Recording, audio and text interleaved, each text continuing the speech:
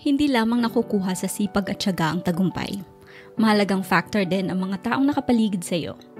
Kapag napapalibutan ka ng mga taong suportado ka at may positibong pananaw, namomotivate ka to do your best and move forward. Pero kung ang nakapaligid sa iyo ay mga toxic at negatibo ang pananaw sa buhay, lalo na ang mga taong hihilahin ka pababa, ay siguradong butas ng karayom ang papasukin mo bago ka makaahon at maiwan ang hirap ng buhay. Kaya naman sa video natin ngayon ay pag-uusapan natin ang mga uri ng toxic na tao na dapat mong i-identify at iwasan kung gusto mong magtagumpay sa buhay. Pero bago ko simulan, welcome to Filipino Success. Please like this video para makatulong ka sa ating channel na mas marami pa tayong maabot. Subscribe with notifications on para wala kang ma-miss out sa mga bago nating uploads. Now kung ready ka na, let's get started. Number 1. Mga taong mapanira ng pangarap. Manlilin lang. Hindi mo aakalaing sisirain nito ang iyong mga pangarap. Magaling ang mga taong to mag-manipulate ng isip mo. Madalas ang sinasabi nila is, kaya mo naman.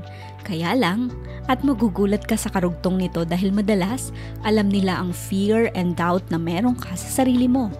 Mapapaisip ka na baka tama nga sila. Gagamitin pa nilang halimbawa ang mga sitwasyon mo sa buhay kung saan ka nag-fail. Gagawin nila ang lahat para mapigilan ka lamang na trabahuin ang pangarap mo.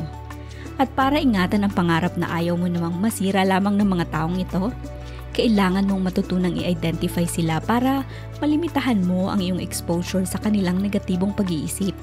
O much better, huwag mo na lang i-share ang mga plano mo.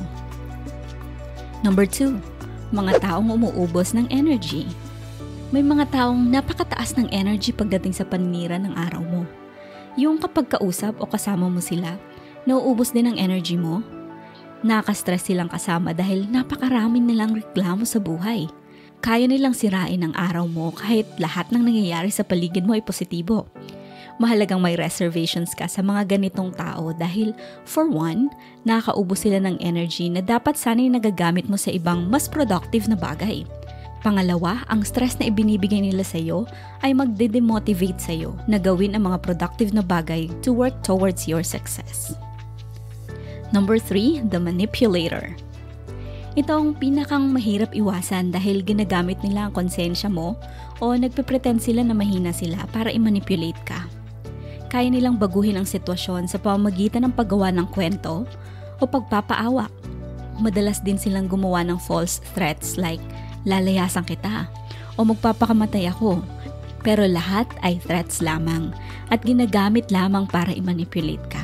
At syempre dahil mahal mo sila, nagagawa mo ang mga bagay na hindi mo naman gusto dahil yun ang gusto nila. Mga halimbawa nito ay ang magulang, kapatid, matalik na kaibigan, mga taong malapit sa puso mo. Huwag matakot mag-cut ng ties kasi hodang magmukha ka pang masama dahil sa huli, kahit gawin mo ang lahat, magkamali ka lang minsan sa paningin nila, mali ka na habang buhay. Isang uri din ng manipulation ang pagiging extremely dependent sa iyo. Binibigyan kanila ng responsibilidad na mahirap tanggihan at kapag tumanggi ka, ipapamukha nila sa iyong wala kang awa o napakasama mo na. Number 4. The jealous competitor o yung mga inggitero at inggitera. Ito ay hindi naiiba sa mga una nating nabanggit. Medyo mas expressive lang sila pagdating sa inggit nila sa kung anong meron ka at anong mga nararating mo sa buhay. Work in silence and surprise them with your success. Yan ang pinakamaganda mong gawin sa mga taong ito dahil panigurado akong kapag nalaman nila ang mga plano mo sa buhay at alam nilang kaya mong gawin ang mga ito, gagawin nila ang lahat para mapigilan ka lamang. At para maiwasan mo ang mga taong ito, makisalamuha ka sa mga positibong tao, mga taong magsusuporta sa iyo genuinely na i-celebrate ang success mo. Number 5, negatibong kritiko.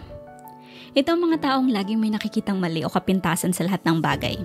Sa halip na magbigay ng konstruktibong kritisismo, madalas paninirang puri ang maririnig mo sa kanila na magpapababa sa iyong moral. Iwasan sila dahil maaari kang mawala ng kumpiyansa sa sarili kapag sila ang lagi mong kasama. Ang trabaho kasi nila ay sirain ang iyong tiwala sa sarili mong kakayanan. Mahirap iwasan ang mga taong ganito dahil minsan na-identify natin sila as nagbibigay ng feedback. Pero tandaan natin na gahibla lamang ang pagkakaiba ng feedback at negative criticism. Kaya mahalagang alam natin paano i-identify ito. Halimbawa, nagkamali ka sa pinapagawa sa iyo. Nalimutan mong i-capitalize ang mga proper nouns sa school paper nyo. Ang feedback is, magaling ang pagkakagawa mo. Meron lamang minor revisions, which is i-capitalize mo ang mga proper nouns. Sa kabilang banda, ang negatibong kritisismo ay, ano ba yan? Ang tagal mo nang ginagawa to. Hindi mo pa din alam na dapat i-capitalize sa mga proper nouns na may emphasis sa mali mo. Minsan pa kahit tama na ang mga ginagawa mo, hahanapan ka pa din nila ng kamalian dahil dyan sila eksperto. Number 6, pabaya sa oras. Mga taong hindi marunong magpahalaga sa oras ng iba at laging nagiging dahilan ng pagkaantala ng mga plano.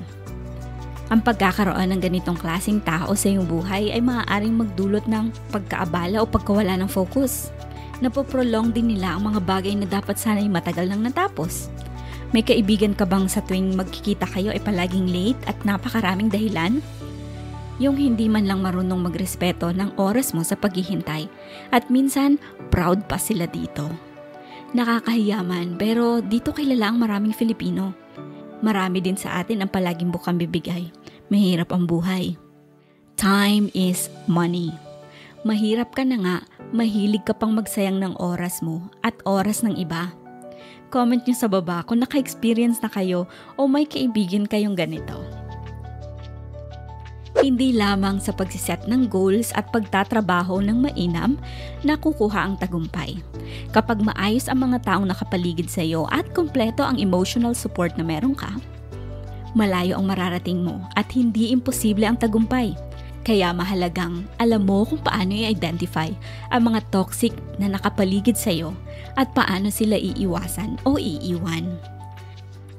At dahil nakarating ka sa part na to, salamat sa iyong oras at sana'y na-inspire kita. Please subscribe for more videos like this with notifications on at sana'y yumaman ka.